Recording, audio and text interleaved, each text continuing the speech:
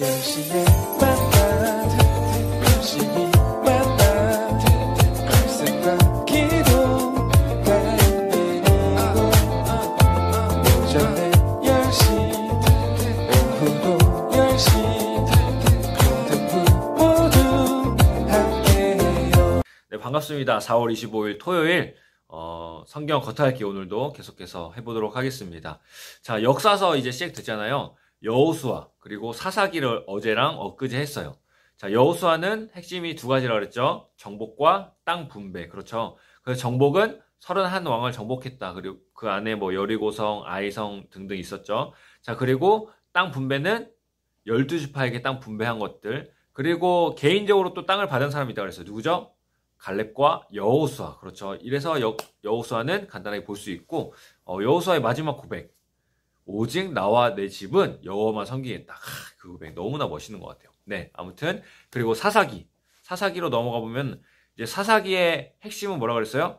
두 가지로 또 나눌 수 있다 그랬죠? 12사사들과 그리고 자기소견. 사실 자기소견 안에 다 포함이 되긴 해요. 그래서 사사기의 정말 핵심 한 가지만 줄여서 본다면 그 말씀 있죠. 맨 마지막 장 마지막 절. 이스라엘에 왕이 없었으므로 각자 자기의 소견대로 옳은 대로 행했다. 그 말씀이 사실 사사기의 핵심 말씀이기도 해요. 왜 근데 이스라엘 왕이 없다 그러죠? 없었어요? 없었어요. 사람의 왕은 없었죠. 하지만 하나님이 왕이셨는데 그 하나님을 왕으로 인정하지 않았던 것 때문에 그래서 암흑시대라고도 불리기도 합니다. 알겠죠? 자, 그 사사시대와 사사기와 너무나 연결되는 책이 바로 오늘의 룻기예요. 룻기. 왜 사사기와 이 룻기가 연결이 될까요? 자, 룻기의 핵심. 그래서 룻기 한번 들어보도록 하겠습니다. 자, 룻기의 핵심은 이제 사사시대에 그 사사기에 일어난 그 시대에 동일하게 일어난 것이 바로 룻기예요.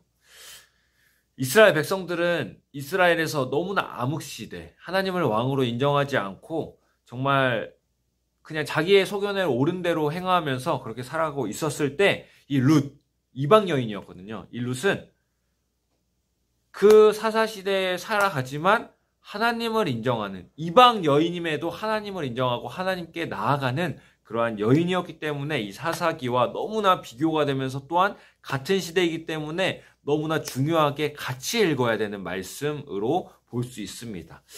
사사시대에 이스라엘은 하나님을 왕으로 인정하지 않았지만 이 룻은 하나님을 왕으로 인정했다라는 걸 보여주고 있어요. 자, 특별히 이 룻은 이방 여인이었어요. 이방 여인 중에서도 모압 여인. 신명기 23장에 보면 이렇게 말씀을 해요. 여호와의 총회에 들어오지 못하는 사람들 하면서 이런 사람들 저런 사람들 막 얘기하는데 그 중에 모압 사람이 나와요. 모압 사람. 그런데 여기서 모압 사람, 이 모압 사람은 여호와의 총회에 들어가지 못한다라고 말을 해요. 즉 하나님이 택하신 백성 안에 포함되지 못한다라고 말을 하고 있어요. 그러나 이 룻은 그 안에 포함이 됐죠. 포함된 걸 넘어서서 예수님의 족보에도 들어가는 마태복음에 어제 엊그제죠. 라합도 들어갔다고 했는데 이 룻도 들어갑니다. 얼마나 대단한 여인이에요. 알겠죠? 네, 그래서 룻기로 한번 들어가 보도록 하겠습니다. 이 룻은 이방 여인이었는데 살다가 갑자기 남편을 잃어요. 그리고 시아버지도 돌아가시게 돼요. 그리고 그 룻의 남편의 형제까지 다 죽게 돼요. 남은 거는 누구예요? 시어머니, 그리고 룻, 그리고 다른 며느리. 이제 시어머니의 다른 며느리. 어떻게 보면 가족이긴 한데 이제 그렇게 가깝지는 않을 수 있죠. 네, 아무튼 이제 시어머니 남편의 어머니에게 이제 순종을 하는 그 장면이 바로 이 룻기의 핵심이에요. 다른 며느리는 자신의 편안함을 위해서 이제 고향으로 돌아가요. 그래서 이 시어머니가 너도 고향으로 돌아가라 했는데 룻은 아닙니다. 저는 어머니를 따라가겠습니다. 해서 따라갑니다. 사실 고향으로 돌아가게 된다면 훨씬 편안했을 거예요. 그리고 행복한 삶을 살 수 있을 거예요. 남편도 없잖아요. 아무것도 없는. 그리고 너무나 불편한 시어머니와 단둘이 있어야 된다? 정말 너무너무 싫죠. 생각만 해도 싫을 거예요. 아마 선생님들은 공감 많이 하실 텐데, 여자 선생님들은. 우리 친구들 아직은 잘 모르겠지만 아무튼 시어머니를 모시고 산다. 자기 어머니도 아니고 그거는 참 쉽지 않은 선택인 것 같아요. 네, 불편한 선택이었지만 그럼에도 이 룻은 너무나 멋있는 고백을 합니다. 룻기 1장 16절에 이렇게 룻이 고백을 해요. 룻이 이르되 내게 어머니를 떠나며 어머니를 따르지 말고 돌아가라 강권하지 마옵소서. 어머니께서 가시는 곳에 나도 가고 어머니께서 머무시는 곳에서 나도 머물겠나이다. 어머니의 백성이 나의 백성이 되고 어머니의 하나님이 나의 하나님이 되시리니. 아멘. 어머니가 믿는 그 하나님, 나의 하나님이 됩니다. 이렇게 고백을 한 거예요. 참 감사한 것 같아요. 왜냐하면 이 시어머니가 하나님을 온전히 믿었기 때문이에요. 이 시어머니도 혼자 사셨는데 얼마나 힘드셨겠어요. 그렇기 때문에 중간에 보면 또 마라, 불행한 자라고 자기가 스스로 얘기를 해요. 시어머니가. 그럼에도 불구하고 이 며느리, 이 룻을 통해서 엄청난 축복을 받는 장면이 바로 이 룻기에 나옵니다.